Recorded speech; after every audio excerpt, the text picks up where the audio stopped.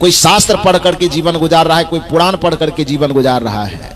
लेकिन कबीर साहब कहते हैं तो शास्त्र पढ़ो, मुझे कोई आपत्ति नहीं, तो पुराण पढ़ो, मुझे कोई आपत्ति नहीं, रामायण पढ़ो, गीता पढ़ो, वेद पढ़ो, शास्त्र पढ़ो, कुछ भी पढ़ो, लेकिन सब चीज पढ़ने के बाद भी यदि तूने दया और प्रेम करुणा को नहीं पढ़ा तो तुम्हारा सब पढ़ा हुआ बेकार है। और जिसने कभी कोई पोथी पतरा नहीं पलटा, लेकिन दूसरे के हृदय को पढ़ना जान गया, दूसरे के दर्द को पढ़ना जान गया, दूसरे की पीड़ा को पढ़ना जान गया, और दूसरे के अंदर छिपे हुए दया करुणा और प्रेम को पढ़ना जान गया, वही सबसे बड़ा ज्ञानी है, वही सबसे बड़ा भक्त है, वही सबसे बड़ा धर्मात्मा है। कबीर साहब की दृष्टि में पोथी पढ़ पढ़ जगमुआ पंडित भयानको, ढाई आखर प्रेम का पढ़े सो पंडित हो। जिसने ढाई आखर प्रेम तत्व को पढ़ लिया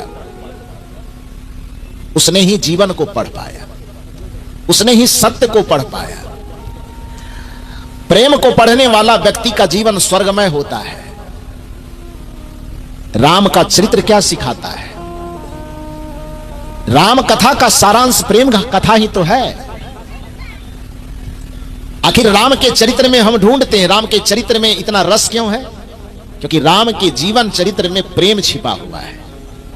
माता पिता के प्रति राम जी के हृदय में प्रेम ही तो है, अपने भाई के प्रति हृदय में प्रेम ही तो है, जिस प्रेम के कारण राम जी को राजगद्दी भी छोटी लगती है, जिस प्रेम के कारण अयोध्या जैसा साम्राज्य भी राम जी को छोटा लगता है। उसे लगता है कि राज छूट जाए तो छूट जाए, लेकिन भाई का प्रेम नहीं टूटना चाहिए। यह प्रेम ही राम को महान बनाता है, यह प्रेम का चरित्र ही राम कथा को महान बनाता है। श्री राम को लगता है कि राजा बनना नकारा जा सकता है, लेकिन माता पिता के स्वाभिमान को नकारा नहीं जा सकता। माता पिता की खुशी के लिए यदि अयोध्या जैसे राम राज्य को भी ठोकर मारना पड़े, अयोध्या जैसे राज्य को भी फुटबॉल के तरह अलग हटा देना पड़े, तो उस राज्य को भी अलग हटा देना चाहिए और माता पिता के सम्मान को कभी झुकने नहीं देना चाहिए। यही कथा राम जी के चरित्र को महान बनाता है। हम उन कथाओं को पढ़ते तो हैं, सुनते तो हैं, लेकिन क्या उन कथाओं को अपने जीवन में उतारने का प्रयास करते हैं? हमारे माता पिता हमसे एक गिलास पानी मांगते हैं तो एक गिलास पानी नहीं दिया जाता है, फिर भी हम दावा करते हैं कि हम राम जी के भक्त हैं। हमारे माता पिता दरवाजे पर पानी के लिए, दवा के लिए, हवा के लिए छटपटाते हैं, उनके दवा पानी का हम ख्याल नहीं करते हैं और केवल मंदिर में जाकर के हम ये दावा करते हैं कि हम भगवान के भक्त हैं। कबीर साहब कहते हैं आपके भक्त होने पर मुझे शक हो रहा है, आपके पूजा पर मुझे शक हो रहा है, आपके पाठ पर मुझे शक हो रहा है कि कहीं आप भगवान की भक्ति, चूंकि भगवान की भक्ति क्या सिखाती है? दो चरित्र आप अपने सामने में रखिए, एक रावण का चरित्र, एक राम का चरित्र। और यदि राम के चरित्र को आप धर्म के रूप में देख रहे हैं तो स्वाभाविक है कि आप रावण के चरित्र को अधर्म के रूप में देखिएगा, क्योंकि दोनों एक दूसरे के विपरीत है। राम का चरित्र यदि आपकी दृष्टि में धर्म का चरित्र है तो राम का चरित्र क्या सिखाता है? प्रातः काल उठी के रघुनाथा, माता पिता गुरु ना वही माथा। ये धर्म का चरित्र यही सिखाता है कि प्रत्येक दिन प्रत्येक व्यक्ति का सबसे पहला कर्तव्य है कि सुबह जब उसकी आंखें खुले तो और किसी देवता का दर्शन करे न करे, सामने में है तो माता पिता और गुरु का दर्शन करके उनके चरणों में विनम्रता पूर्वक अपने शीश को झुका दे। यह है धर्म कथा, यही है राम कथा, यही है कृष्ण कथा, यही है शिव कथा। शुरुआत अपने जीवन की, शुरुआत अपने सूर्योदय की आप इस बात से करें कि माता पिता गुरु के चरण में अपने शीश को विनम्रता पूर्वक झुकावे, और केवल दिखावा के लिए न झुकावे, हृदय सहित झुकावे, सम्मान पूर्वक झुकावे। ऐसा नहीं कि सुबह शाम तो माता पिता के चरण में माथा झुका दिए और यदि खाना खिलाने की बारी आई तो थाली आगे में खिसका दिए। प्रेम से नहीं दे रहे हैं। प्रेम से यदि आप नहीं खिलाएंगे तो अमृत भी आप खिलाएंगे तो वो घास भूसा से ज्यादा कुछ नहीं है। और सूखी रोटी भी खिलाएंगे, आदर और प्रेम के साथ किसी को खिला रहे हैं तो 56 प्रकार के भोजन से ज्यादा बड़ा चीज। एक कहानी में आपसे कहूं, जब श्री राम जी लंका विजय करके अयोध्या लौटे तो अयोध्या में आने के साथ माता कौशल्या का हृदय तो एकदम खिलखिला उठा कि मेरा पुत्र आ रहा है। आज सूचना मिली कि आज ही आ रहे हैं, तो माता कौशल्या का हृदय खिलखिला उठा प्रसन्नता से। तो आज मां सोच रही है कि 14 वर्ष के बाद मेरे बेटे मेरे सामने होंगे तो बहुत अच्छा अच्छा भोजन बना करके उसे खिलाऊंगी। और यह सोच करके माता कौशल्या अपने से रसोई में जाकर के अच्छे अच्छे व्यंजन बना रही। कहा जाता 56 प्रकार के भोजन बनाई। अब 56 बनाई कि 28 बनाई, लेकिन बहुत बनाई। और बहुत प्रकार के भोजनों को बनाने के बाद जब राम जी आए तो उसके आगे में बहुत सारी थालियां परोस दी गई, छोटी छोटी। अब बहुत चीज बना है तो थोड़ा थोड़ा ही तो कोई खाएगा। अब राम जी का पेट कोई कुंभकर्ण के जैसा तो होगा नहीं कि पूरे कुटकी डांगे हुलहुली का सारा सामान खा जाएगा। वो कुंभकर्ण ही खा सकता है, राम जी कैसे खाएंगे? तुम तो थोड़ा सा खाएंगे। तो छोटे छोटे कटोरियों में लगा करके हर एक प्रकार का व्यंजन आगे में परोसा गया। माता कौशल्या बड़ी खुश है कि आज अपने हाथ से हम भोजन बनाए हैं, राम जी के सामने परोसेंगे। राम जी थोड़ा थोड़ा ही सही लेकिन चखेंगे। बहुत दिन से जंगल में पता नहीं कैसे खाया होगा, क्या खाया होगा। मां की चिंता तो यही होती है अपने बेटे के लिए। स्त्री के दो रूप जो मानव के जीवन में बड़ा महत्वपूर्ण होता है, एक पत्नी का और एक मां का। लेकिन नीतिविद ने पत्नियों को मां से थोड़ा सा दर्जा नीचे किया। और नीतिविद ने कहा कि किसी व्यक्ति के पास में दो स्त्री खड़ी हो तो यह पहचानना बड़ा यदि मुश्किल हो रहा हो कि इसमें उसकी मां कौन है, इसमें उसकी पत्नी कौन है, तो उसके पहचान को उन्होंने एक तरीका दिया। हो सकता है कि उम्र से पता न चले कि मां कौन है, पत्नी कौन है। तो नीतिविद ने कहा कि व्यवहार में एक चीज झलक मिल जाए तो पता कर लेना कि इसमें मां कौन होगी, पत्नी कौन होगी। कहा कौन सा व्यवहार? तो नीतिविद ने कहा कि किसी आदमी के भूखे प्यासे किसी जगह से आने पर, दिन भर कहीं काम किया बाजार में, मार्केट में या और कहीं, दिन भर थके हारे परिश्रम करके आने पर जब दरवाजा पर पहुंचे और सामने में दो स्त्री खड़ी हो, जो उस व्यक्ति के चेहरे को देख करके सबसे पहला सवाल यह करे कि पानी पिया कि नहीं, खाना खाया कि नहीं, इतना मुरझा कैसे गया, यह शब्द जिसके मुख से निकले समझ लेना कि वह मां है। और जिसके सामने आने पर सबसे पहला सवाल यह निकले कि आज आपने कमाई कितना किया है, आपका पैकेट कितना बड़ा हो गया, इस सवाल से जो जूझे तो समझ लेना चाहिए कि वह पत्नी होगी। व्यवहार में यह फर्क बताया। हालांकि सब ऐसे नहीं होते हैं, लेकिन नीतिविद पता नहीं हुए एक निर्धारित करने के लिए, एक चिन्ह देने के लिए बताया कि जो किसी व्यक्ति के चेहरे को देख करके केवल उससे यह पूछे कि दिन भर खाना खाया कि नहीं खाया, पानी पिया कि नहीं पिया, वो जरूर मां होगी। और जिसकी दृष्टि पैकेट पर जाए, थैले पर जाए, कमाई पर जाए, कमाई के बारे में सवाल करे, समझ लेना कि वो पत्नी होगी। और माता कौशल्या श्री राम जी की मां, कोई साधारण मां तो है नहीं, मातृत्व शक्ति से भरी हुई मां है कौशल्या। कौशल्या होना सबके बस की बात नहीं है। और कदाचित यदि मां कौशल्या हो जाए तो उसके कोख से इस धरती पर राम को आने से कोई नहीं रोक सकता है। दुर्भाग्य है कि आज पिता कोई दशरथ बनने को तैयार नहीं, मां कोई कौशल्या बनने को तैयार नहीं, लेकिन सब अपने अपने बेटे को राम के रूप में देखना चाहते हैं।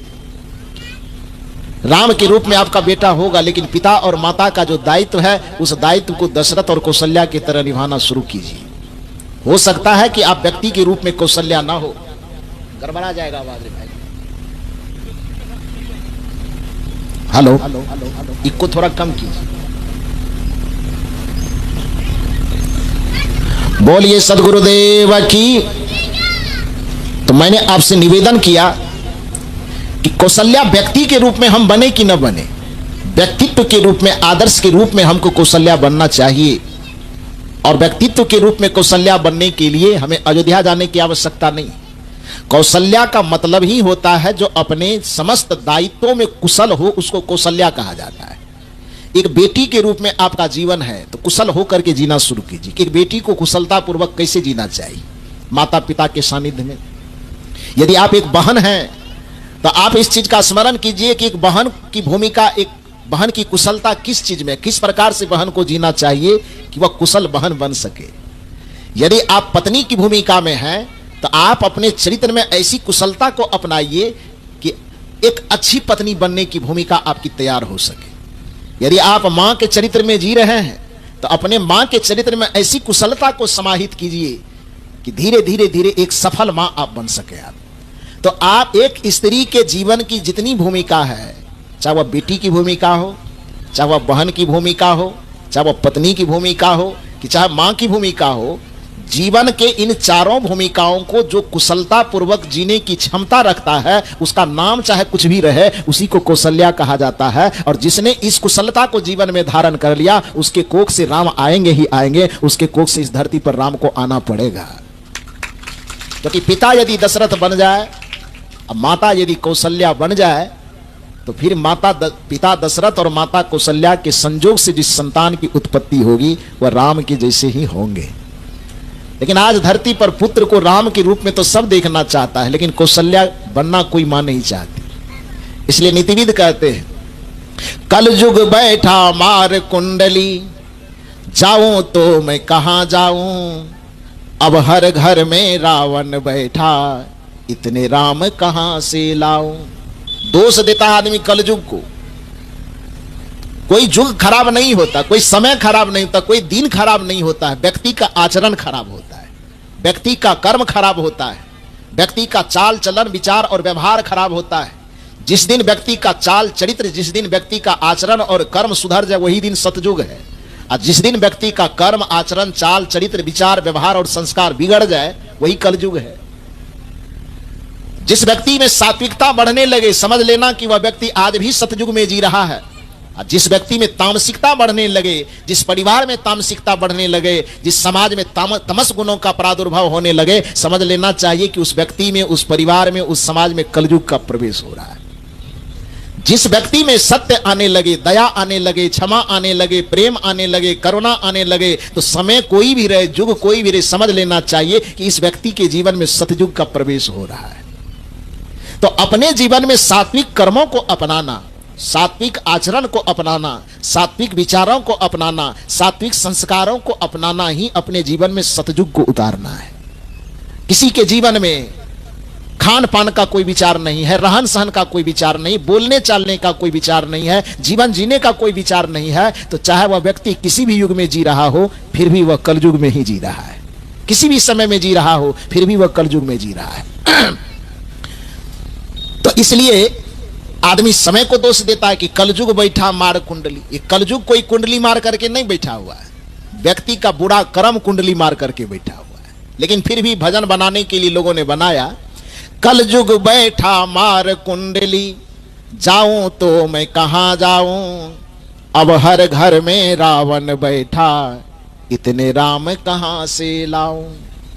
इतने राम कहां से लाऊं, यह सवाल जो आपके मन में दोहरा रहा है, तो यह मंच आपको एक संदेश देता है। कदाचित इस संदेश को आप समझ सकें और अपना सकें। वह संदेश है, यदि आपके मन में सवाल है कि आज इतने राम मैं कहां से लाऊं, तो उसका एक ही उपाय है कि जिस दरवाजे से होकर के, जिस मातृत्व शक्ति से होकर के, जिस पिता के संयोग से इस धरती पर राम आते हैं, सबसे पहले उस माता और पिता को कौशल्या और दशरथ के रूप में जीवन जीना शुरू कर देना चाहिए, तो शायद बहुत सारे राम आ जाएंगे।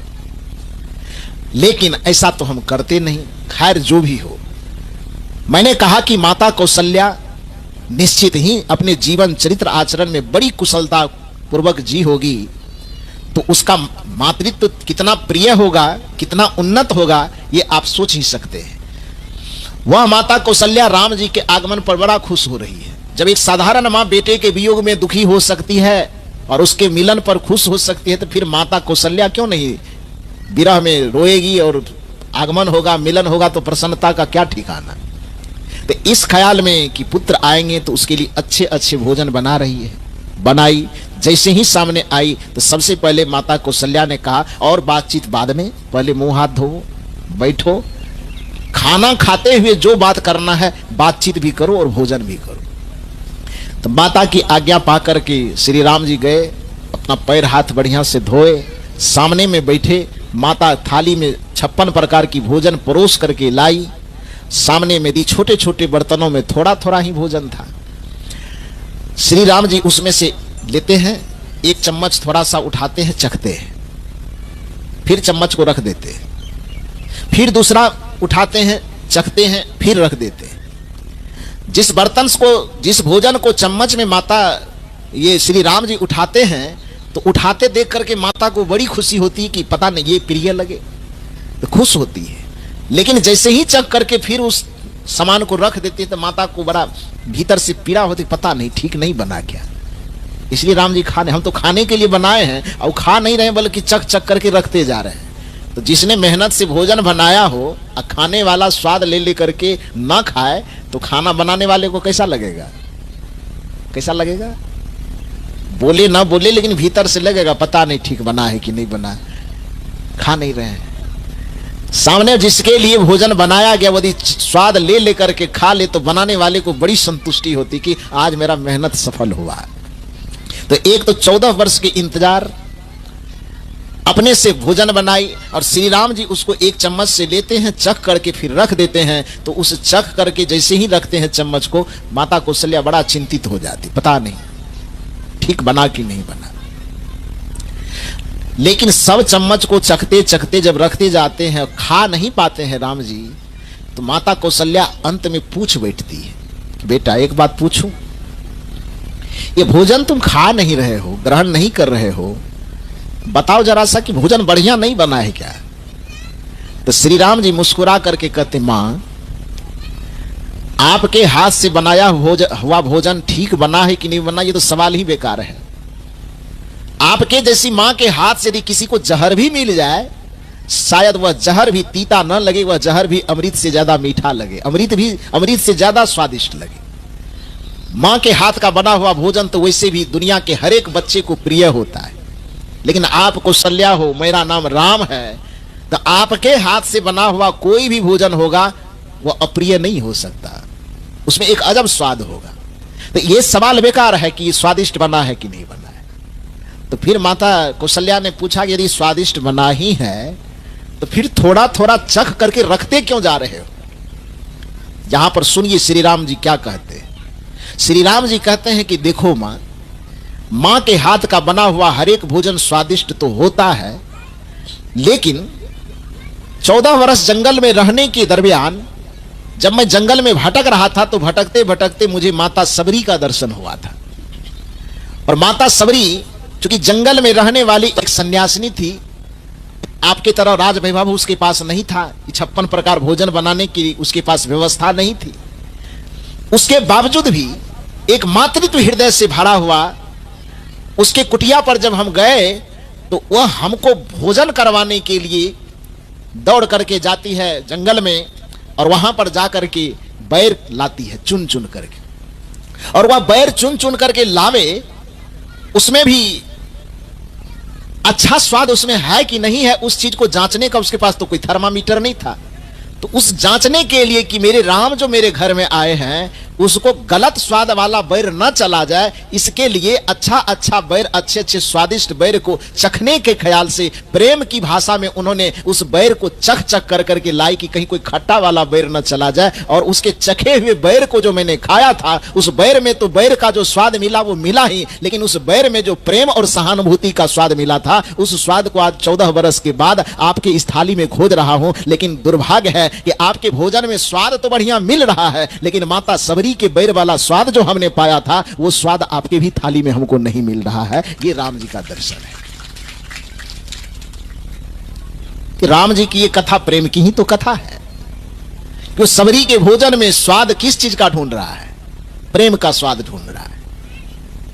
माता कौशल्या के हो सकता है पुत्र के स्नेह का स्वाद उसमें होगा, स्नेह का स्वाद एक अलग है, प्रेम का स्वाद एक अलग है। और प्रेम एक ऐसा चीज है, सबरी के झूठे भैर की भी महिमा शास्त्रों में क्यों गाई जाती है? क्योंकि वहां पर वो झूठा होना या ना होना नहीं दिखाई देता, वहां पर प्रेम तत्व दिखाई देता है। सबरी और राम की घटना को थोड़ी देर के लिए छोड़ दे, एक सच्ची घटना मैं बताता हूं। एक छोटा सा बालक था और अपने पिता के गोद में था, वो सच्ची घटना है। तो छोटा बालक अपने पिता के गोद में है, तो किसी दूसरे आदमी ने उस छोटे से बच्चे के दोनों हाथ में सेब पकड़ाया। हम ही लोगों के पास जब मिलने के लिए कोई बच्चे लोग आते हैं तो जो प्रसाद होता तो उस हाथ में देते हैं ना, तो कहीं गया और उस बच्चे के हाथ में एक सेब दे दिया, तो बच्चा पकड़ लिया, उसका पूरा हाथ भर गया। छोटा छोटा हाथ तो होता है बच्चा का, तो हाथ भर गया। फिर दूसरा सेब लेके दूसरा दे, वो भी लपक के पकड़ लिया, दोनों हाथ उसका भरा हुआ है। तो उस बच्चे की मानसिकता को जांचने के लिए जो गोद में वो पिता उस बच्चे को लिया हुआ था, मानसिकता को जांचने के लिए वह पिता कहता है, बेटा तुम हमसे प्रेम करते हो? तो बच्चे ने सर हिलाया, हाँ पापा मैं बहुत प्रेम करता हूं। तो उसने कहा कि अच्छा मुझसे प्रेम करते हो तो एक सेब हमको भी दे दो। तो स्वाभाविक कुछ बात ऐसी होती है साइकोलॉजी बच्चे का कि वो प्रेम की भाषा वो अलग समझे, लेकिन सामान कोई किसी को देना नहीं चाहता है। देना चाहता है? नहीं देना चाहता। नहीं नहीं, ये सामान नहीं देंगे, मेरा है। बच्चे के अंदर ये जिद थोड़ा ऐसा होता है कि उसको लगता है कि जो खिलौना मिल गया, इस खिलौने पे मेरे अलावा किसी दूसरे का अधिकार नहीं होना चाहिए, जो कुछ है बस मेरा ही है। बच्चे के गोद में यदि अपने मां के गोद में किसी दूसरे बच्चे को देख ले तो बच्चे को बच्चा सब नोच पहुंच लेता है, नोचता है ना, तब तो एक भाव उसका होता है। तो उस बच्चे से पिता ने कहा कि बेटा हमसे प्रेम करते हो? बच्चे ने कहा हाँ पापा प्रेम करते हैं। तो उसके मनोभाव को जांचने के लिए पिता ने कहा कि हमसे प्रेम करते हो तो ये एक सेब हमको दे दो। तो बच्चा क्या किया, वो हाथ में जो सेब था ना, एक हाथ में, उस सेब में दांत काट लिया। वो तो दांत काटा वो, तो पिता सोचा कि शायद इस हाथ वाला सेब हमको नहीं दिया, तो हो सकता है दूसरा वाला दे दे। तो दूसरे हाथ में जो सेब था, पिता ने कहा अच्छा ये नहीं दोगे, इसमें आप दांत काट लिए हो, नहीं दोगे तो दूसरे हाथ में जो सेब रखे वही दे दो। तो बच्चा जैसे ही देखा कि दूसरा वाला सेब मांग रहा है, दूसरे वाले सेब में भी दांत काट दिया वो। तो पिता को लगा कि दोनों सेब में ये दांत काट करके कहना यह चाहता है कि ये दोनों में से हम कोई आपको देने वाले नहीं है। पिता के मन में ये हुआ कि यही ये बच्चा कहना चाहता हो कि नहीं नहीं नहीं, दोनों सेब हम ही खाएंगे, इसमें से कोई सेब, प्यार करते हैं आपसे लेकिन हम सेब देने वाले आपको नहीं है। पिता के मन में यह भाव हुआ। बस जांचने के लिए चूंकि पिता यह पूछ रहा था कि प्रेम करते हो तो एक सेब हमको दे दो। अब बच्चे ने दोनों तरफ, पिता ने इशारा किया कि ये वाला दे दो तो उसमें दांत काट लिया, दूसरे वाला दे दो तो दूसरे सेब में दांत काट लिया। पिता के मन में हुआ कि बच्चा कहना चाहता है कि हम कोई सेब आपको देने वाले नहीं हैं। यह सोच करके पिता थोड़ा सा चिड़चिड़ाया और बच्चे को गोद से नीचे गिरा दिया। जाओ, नहीं लेंगे गोद में। एक सेब मांग रहे हैं तो सेब नहीं दिया जा रहा है, कैसे प्रेम करते हो? कोई प्रेम नहीं करते हो। थोड़ा नाराजगी दिखाया, बच्चे पर गिरा दिया, नीचे गिरा दिया। तो बच्चा रोते रोते तुतली भाषा में कहता है, सेब बढ़ाता है दाएं हाथ वाला। तो दायां हाथ वाला सेब बढ़ाया तो पिता पूछता है उससे कि जब ये देना ही था तो गिराने से पहले दे देता तो नहीं गिराते, चोट नहीं लगती ना। तो बच्चा तुतली भाषा में कहता है कि देना तो हम दोनों चाहते। स्पष्ट, हमारी आवाज स्पष्ट है, बच्चे की आवाज ऐसी नहीं है। बच्चे अपनी तुतली भाषा में कहता है कि जैसे मेरे प्रेम की परीक्षा के लिए आपने सेब मांगा पिताजी, देना तो हम दोनों चाह रहे थे। तो पिता ने पूछा जब देना दोनों चाह रहे थे तो दोनों में दांत काट करके जूठा क्यों किया? उस बच्चे ने कहा कि हमने जूठा नहीं किया, बल्कि इसको चख करके हम देखना चाह रहे थे कि मीठा सबसे ज्यादा कौन है, और जो सबसे ज्यादा मीठा होगा वही मैं अपने पिताजी को दूंगा। ये मैं देखना चाह रहा था। कि जूठा करने के ख्याल से मैं नहीं खाया। तो मेरे पास और कोई थर्मामीटर तो है नहीं कि दो ठो मेरे पास है, और पिताजी पूछ रहे हैं कि मुझसे प्रेम करते हो तो कोई एक सेब दो। तो अब प्रेम की परीक्षा ही देना तो मीठा वाला परीक्षा देंगे ना। अब कोई खट्टा होगा वही दे दे, तो पता कैसे चले कि प्रेम करते हैं? अब वो खट्टा है कि मीठा है, इसको जांचने के लिए उस बच्चे के पास कोई थर्मामीटर तो है नहीं। एक ही थर्मामीटर है, इसको चख के देखेगा तभी पता चलेगा कि खट्टा है कि मीठा है। पिता को अपनी मानसिकता से लगा कि ये शायद जूठा इसलिए कर दिया कि मुझे देना नहीं चाहता, और बच्चे का कहना है कि मैंने जूठा इस वजह से किया उसको कि मेरे पास जांचने का और कोई तरीका नहीं। आपसे मैं प्रेम करता हूं कि नहीं करता हूं यह बताने के लिए आपको कोई मैं मीठा फल देना चाहता था, लेकिन उसमें मीठा को मैं जांचूं कैसे? तो एक ही उपाय था कि मैं चख करके देख लो कि दोनों में से सबसे ज्यादा मीठा कौन है, और जो सबसे ज्यादा मीठा लगे दायां हाथ वाला मीठा है, यही लीजिए, यही मैं आपको देना चाहता था। पिता जो उस बच्चे को गोद से नीचे गिराया था, फिर से उसको गोद में उठा करके उस सीने से चिपका लिया और पीछे से थपथपाया। आंख से पिता के आंसू चू गए। वही प्रेम तत्व है। तो प्रेम सामग्री में नहीं होता, प्रेम एक भाव में होता है। और इस यह प्रेम रूपी धर्म दुनिया के हर एक मनुष्य को चाहिए। केवल मनुष्य को नहीं चाहिए। जानवर आपके दरवाजे पे रहा तो उसको प्रेम नहीं चाहिए? पिंजरे में बंद पक्षी होता है, जो आसमान में उड़ने वाला पक्षी है, वह आपके घरों के पिंजरे में रहना स्वीकार कर लेता है। कौन चीज के कारण? प्रेम के कारण ना। जो कुत्ता सड़कों पर घूम करके आजादी महसूस कर सकता है, वह कुत्ता आपके दरवाजे पर जंजीर में बैठ करके रहना पसंद करता है। किस चीज के कारण? कदाचित जंजीर से खोल भी दे तो भी वह आपके दरवाजे से नहीं जाना चाहता। तो गले से आपने कड़ी वाला जंजीर तो खोल दिया, लेकिन यदि आप उस कुत्ते को प्रेम दे रहे हैं तो आपके प्रेम की जंजीर को तोड़ नहीं पाएगा। प्रेम आदमी की बात तो छोड़िए, चाहे वह पशु हो, चाहे पक्षी हो, चाहे जानवर हो, चाहे कीड़े हो, मकोड़े हो, दुनिया में हर कोई प्रेम का भूखा हुआ है। और इसी प्रेम की कथा को जीवन में धारण करने के लिए कबीर साहब बताते हैं कि इस प्रेम को यदि तू अपना लो तो दुनिया के पशु पक्षी आदमी जितने भी हैं वो तुम्हारे हो जाएंगे, और इससे सबका जीवन लोक मंगलकारी होगा, सबका जीवन सुख से भर जाएगा। मरने के बाद किसी को स्वर्ग मिले न मिले ये कौन देखा है, लेकिन जीते जी यदि अपने जीवन को स्वर्गमय बनाना चाहते हैं तो सदगुरु कबीर साहब के इस धर्म को, सदगुरु कबीर साहब के इस भक्ति को समझना होगा। मरने के बाद स्वर्ग, मुक्ति, मोक्ष, वैकुंठ किसको मिला किसको नहीं मिला, इसका जांच पड़ताल कौन करने जाता है। लेकिन जीते जी आपका जीवन स्वर्ग है कि नरक है, इसका जीते जी इस धरती पर आप स्वर्ग में जी रहे हैं कि नरक में जी रहे हैं, यह आपके जीवन को देख करके पता चलता है। मरने के बाद स्वर्ग मिले न मिले इसकी परवाह करना छोड़ करके अपने जीवन को यदि आप स्वर्ग बनाना चाहते हैं, अपने जीवन को सुखी बनाना चाहते हैं, तो उसके लिए आपको अपनी कथा पढ़नी पड़ेगी। और आपकी अपनी कथा क्या कहती है? मृदुबानी सुंदर बरताव, ये प्रत्येक व्यक्ति की कथा है। मृदुबानी सुंदर बरताव सभी गुणों की खान है, प्रेम की गंगा बहे जहां पर वह घर स्वर्ग समान है। प्रत्येक व्यक्ति की यह कथा है कि मृदु वाणी, उनकी वाणी मीठी हो, इसकी जरूरत धरती पर किसको नहीं है? बताइए तो, राम वाले को कि कृष्ण वाले को कि कबीर वाले को कि शिव वाले को, किसको नहीं है? वाणी प्रत्येक आदमी की मीठी हो, इसकी जरूरत दुनिया में किसको नहीं है? हिंदू को जरूरत नहीं है, मुसलमान को जरूरत नहीं है, सिख को जरूरत नहीं है, ईसाई को जरूरत नहीं है, स्त्री को जरूरत नहीं है, पुरुष को जरूरत नहीं है।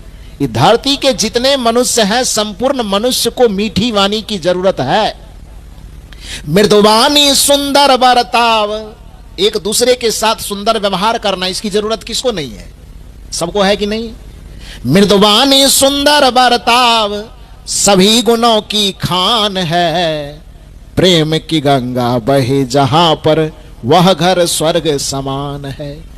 जिस घर में एक दूसरे आदमी के बातचीत से मीठापन निकले, मीठी वाणी के साथ एक दूसरे से बात करे, कोमल वाणी के साथ एक दूसरे से बात करे, समझ लेना चाहिए कि उस घर में स्वर्ग का पहला कदम उतर चुका है। परिवार में, समाज में, जहां कहीं भी हम एक दूसरे के साथ व्यवहार करें तो अच्छा व्यवहार करें, प्रेम पूर्वक व्यवहार करें, विनम्रता पूर्वक व्यवहार करें, अपने व्यवहार में अहंकार की गंध ना आने दें, अहंकार की झलक ना आने दें। यह स्वर्ग की दूसरी सीढ़ी है। और जिस व्यक्ति के बीच में हमारा व्यवहार हो रहा हो, उस व्यक्ति के हृदय में प्रेम की तरंग उठे, उस व्यक्ति के लिए हमारे हृदय से, भावना से, कर्म से प्रेम की गंगा प्रवाहित हो, यह स्वर्ग की तीसरी सीढ़ी है। मृदुवानी सुंदर बरताव, मृदुवानी का मतलब कोमल वाणी, मीठी वाणी। मृदुवानी सुंदर बरताव सभी गुणों की खान है, प्रेम की गंगा बहे जहां पर यह घर स्वर्ग समान है। यही कबीर साहब की प्रेम कथा है, यही सदगुरु कबीर साहब की ज्ञान कथा है, यही सदगुरु कबीर साहब की धर्म कथा है, जो किसी मनुष्य के लिए त्यागने योग्य, किसी के लिए ग्रहण करने योग्य नहीं है, बल्कि धरती के जितने मनुष्य हैं, चाहे वह किसी देश का हो, किसी राज्य का हो, किसी वेश का हो, किसी मत का हो, किसी मजहब का हो, किसी पंथ का हो, किसी संप्रदाय का हो, हर एक मनुष्य को इस चीज की आवश्यकता है। इसलिए सदगुरु कबीर साहब का जो धर्म है, सदगुरु कबीर साहब का जो ज्ञान है, किसी एक व्यक्ति के लिए नहीं, किसी एक पंथ के लिए नहीं, किसी एक मजहब के लिए नहीं, किसी एक राष्ट्र के लिए नहीं, किसी एक राज्य के लिए नहीं, बल्कि धरती पर जितने भी मानव हैं, मानव मात्र के लिए सदगुरु कबीर साहब का ज्ञान उपयोगी है। क्योंकि वह वही बात करते हैं जो मनुष्यता की बात है, वह वही बात करते हैं जो मानवता रूपी धर्म की बात है। मृदुवानी सुंदर बरताव सभी गुणों की खान है, प्रेम की गंगा बहे जहां पर वह घर स्वर्ग समान है। इसलिए सास बहू के साथ व्यवहार करे तो प्रेम पूर्ण व्यवहार करे, बच्चे यदि माता पिता के साथ व्यवहार करे तो प्रेमपूर्ण व्यवहार करे, पति और पत्नी एक दूसरे के साथ व्यवहार करे तो प्रेमपूर्ण व्यवहार करे, शालीनता के साथ व्यवहार करे, बोले तो थोड़ा नरम होकर के बात करे, अहंकार में तनतना करके एक दूसरे के साथ बात न करे। क्योंकि अहंकार जहां पर होता है वहां पर नरक का वास होता है, और सम्मान और सद्भाव जहां पर होता है वहीं पर स्वर्ग का वास होता है। ऐसा नहीं करने पर यदि व्यक्ति अपने वाणी में कर्कशता रखेगा, व्यवहार में कठोरता रखेगा, तो फिर वो किसी भगवान की पूजा करे, कोई भगवान उसके ऊपर दया कृपा करने वाला नहीं है। संसार की सारी संपदा को अपने बस में करना चाहते तो सबसे पहला काम कीजिए कि अपने वाणी की कठोरता का त्याग कीजिए, अपने हृदय की कठोरता का त्याग कीजिए और वाणी में थोड़ी सी नम्रता, थोड़ी सी कोमलता लाई। एक उदाहरण मैं दूं आपको कि एक बार ब्रह्मा जी के पास पूरे संसार के लोग पहुंचे। संसार का जो लोगों का प्रतिनिधि होगा वो पहुंचा होगा, देव के प्रतिनिधि, दानव के प्रतिनिधि, और उन्होंने कहा कि संसार में ऐसा है कि अचानक प्रलय आ गया। प्रलय के बाद भयंकर बाढ़, भयंकर पानी आया, जिसके कारण से पूरे संसार में उथल पुथल मच गया। जैसे कहीं पर मान लो कि बाढ़ आ गया, तो बाढ़ आने के बाद किधर पशु मरेंगे, पक्षी मरेंगे, जानवर मरेंगे, कीड़े मकोड़े कितने मरेंगे इसकी कोई गिनती तो है नहीं। अब बाढ़ जब सूख जाए तो जो मरे हुए प्राणी है इधर उधर दुर्गंध करेगा कि नहीं करेगा। तो जहां पर इस तरह की घटना आई थी, बाढ़ का रूपी प्रलय आया था, उस जगह के कुछ लोग ब्रह्मा जी से मिलने गए और ब्रह्मा जी से कहे कि ब्रह्मा जी, ऐसा है कि हमारे नगर में बाढ़ रूपी प्रलय आ गई थी, पूरी गंदगी फैल गई है, पूरे गंदगी को समाप्त करने की क्षमता हम मनुष्यों के पास नहीं है, तो आप कुछ ऐसी कृपा कीजिए कि वो गंदगी, वो प्रदूषण समाप्त हो जाए। तो ब्रह्मा जी ने कहा कि ठीक है, यदि ऐसा है तो हम कुछ कोशिश करते। अब कोशिश करने के क्रम में क्या किए, तो जितना कौवा होता, कौवा समझते हैं ना, पक्षी, उस सब कौवा को ब्रह्मा जी ने आदेश दिया, एक जगह बुलवाया, उस सब कौवा इकट्ठा हुआ। ब्रह्मा जी ने कहा देखो जी, कुटकुडांगी हुलहुली में बाढ़ की घटना घटी थी और वहां पर भयंकर एकदम प्रदूषण फैल गया है, गंदगी फैल गई है, हुलहुली वाले लोग उसको समाप्त नहीं कर पा रहे हैं। मीटिंग बिठा करके मेरे पास आए हैं, तो जाओ, मेरा आदेश है, कुटकुडांगी हुलहुली में जितनी गंदगी मिले तुम सब मिल करके उसको साफ कर देना। तो कौओं ने कहा कि अब ब्रह्मा जी आपकी जो आज्ञा होगी वो तो माननी पड़ेगी। सब कौवा आया और वो तो चूंकि सफाई का उसको अभ्यास है कौवा को, तो सब मिल करके जब वो काम करना शुरू किया, धीरे धीरे धीरे धीरे पूरी गंदगी को समाप्त कर दिया। जब पूरी गंदगी समाप्त हो गई, फिर लौट करके सब कौवा जाता है ब्रह्मलोक। ब्रह्मा जी ने पूछा सब सफाई हो गई? सब कौवा ने कहा हाँ महाराज, सब सफाई हो गई। तो ब्रह्मा जी कहते हैं कि अब संसार के जो प्रतिनिधि है उनको बुला करके पूछना होगा। तो उनसे पूछा कि भैया ये लोग तो कह रहा है कि सफाई कर दिए, सब कौवा में कह रहा है, आप लोग बताइए आपके इलाके की सफाई हुई कि नहीं हुई? तो सबने कहा कि हाँ हाँ सफाई हो गई। लेकिन उसी में एक आदमी खड़ा हुआ, उसने कहा महाराज मैं क्या बताऊं, ये बात तो सच है कि पूरे इलाके की सफाई हो गई, लेकिन मेरा एक घर बचा रह गया, मेरे घर की सफाई नहीं हो सकी। तो उसमें कौवा का जो हेड था उसको बुलाया गया, इधर आइए। जब पूरे नगर के गंदगी को समाप्त कर दिए, पूरे गंदगी को साफ कर ही दिए, तो गांव में एक घर को क्यों छोड़ दिए? इससे क्या दुश्मनी थी बेचारे से?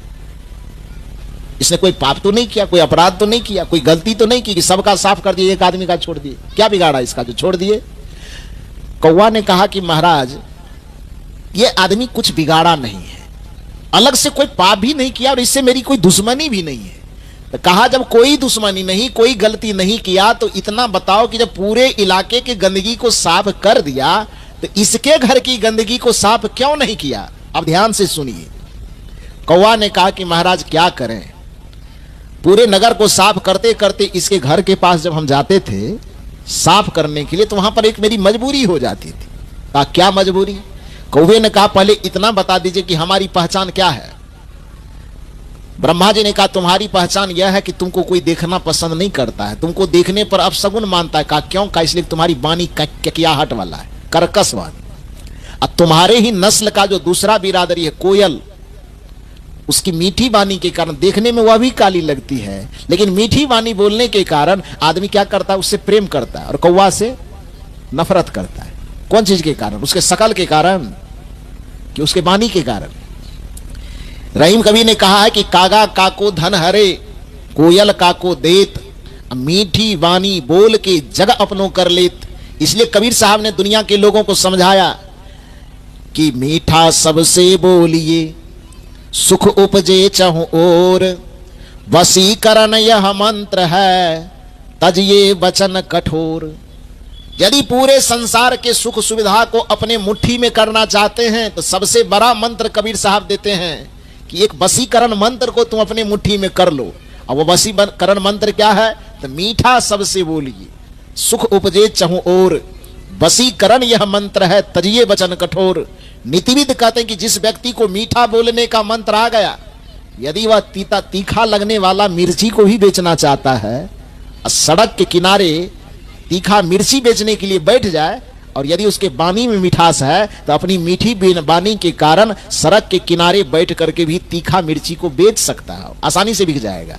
और यदि मीठा बोलने के लिए नहीं आता है, वाणी में मिठास नहीं है, और एसी में लगा करके यदि वह रसगुल्ला भी बेचना चाहे तो उसका रसगुल्ला नहीं बिक पाएगा, सड़ जाएगा, कोई खरीदने वाला नहीं मिलेगा। क्योंकि रसगुल्ला मिठाई का व्यापार तो है, कर रहा है, लेकिन वाणी में उसकी कड़वाहट है, वाणी में कठोरता है। कठोर वाणी के कारण किसी का रसगुल्ला तक नहीं बिकने के लिए तैयार है, और मीठी वाणी के कारण कोई तीखा लगने वाला मिर्ची भी आसानी से बेच सकता है। इसलिए सबसे पहले व्यक्ति को अपने वाणी में सुधार करना चाहिए। यह कबीर साहब की कथा है, ये कबीर साहब की ज्ञान की कथा बताते हैं जो सबको जरूरत है, इससे कोई भेदभाव नहीं कर सकता। तो उस कौवा ने कहा कि मेरी पहचान क्या है? ब्रह्मा जी ने कहा कि तुम्हारी पहचान है कि तुम कठोर बोलते हो, कड़कस काय काय काय काय करते हो, इसलिए जब भी किसी के घर दरवाजे पे जाते तो आदमी ढेला मार करके तुमको भगा देना चाहते। कौवा ने कहा हाँ यही तो मैं जान रहा हूं कि मेरी पहचान कर्कश बोली के कारण है। काय काय काय काय करते हैं तो कोई भी मेरी आवाज सुनता है, बस जो भी हाथ में मिलता है ढेला लेकर के फिर भागो, अब शगुन हो जाएगा। उस कौवा ने कहा ब्रह्मा जी मैं यही बताना चाहता हूं कि मैं इस पूरे गांव की सफाई करते करते जब इसके घर में मैं उतरने जाता था तो इसके घर में जो सास थी, ननद थी, भौजाई थी, देवरानी थी, जेठानी थी, पति थे, पत्नी थे, सब हमेशा आपस में जब भी हम सुबह उतरे कि शाम उतरे, सब आपस में झगड़ा करते करते इतना ककियाता था आपस में कि हमको लगता था कि भैया हम तो ककियाने के कारण कौवा है, हम तो अकेले इसके घर में उतरना चाहते हैं, लेकिन इसके घर में तो 10 ठो कौवा पहले से ककिया रहा है, तो हमको उतरने की क्या जरूरत है।